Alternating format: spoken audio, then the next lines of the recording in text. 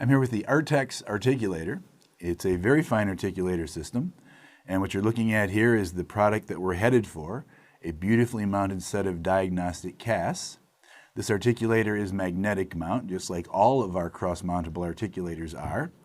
And to open this, we just hinge it up, and if we want to pop off either of the mounted plates, we would grab a hold of the cast, tip it, and what you get is it separates out. You'll see there's a metal plate on the inside. You get this lower one off also.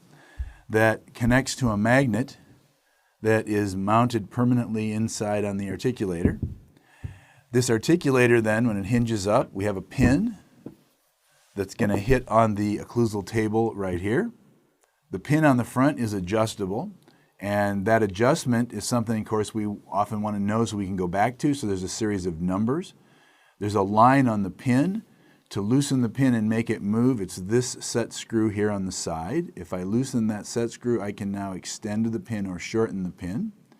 If I bring the pin to a 0 setting, there we go, and lock that, a 0 setting on the pin will always level the upper member with the lower member and parallel both of those with the bench top.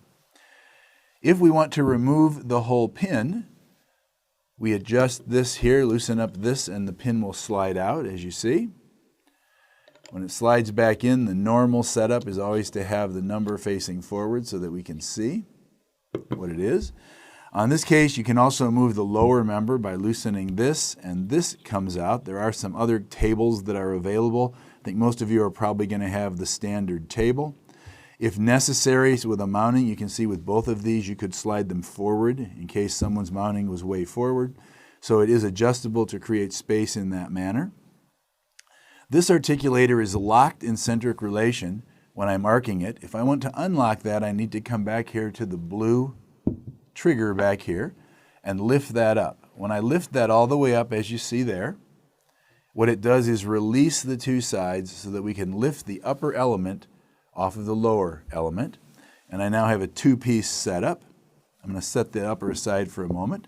On the lower, you'll notice these are the balls that mimic the condyles, and on this articulator, that's the only thing down here that is adjustable is the table. So let's look at the upper element where some of the other adjustments are. On the back, as I told you, is the trigger that locks this. Up is open, down is closed. If we look at the front of the condylar element, what you're going to notice is there's a series of numbers. And those numbers align with the edge of the upper member plate on the anterior part of it right there. That's where we would read these numbers. This is going to represent condylar inclination. So to adjust the condylar element on this one, there is an Allen wrench here, and this tool comes with the articulator. And now this is movable, and as you can see, I can now adjust, and I can now read those numbers on the front of the body piece, and that would tell me the setting. By the way, you could read them on the back if you wanted to, but the front is where it's designed to be read.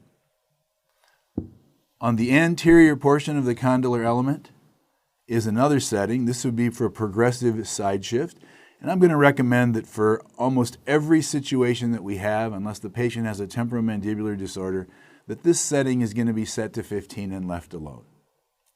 So if we reassemble things here, we can put the lower cast back on, pop the upper cast on the upper member, we articulate the two pieces and lock them together back here.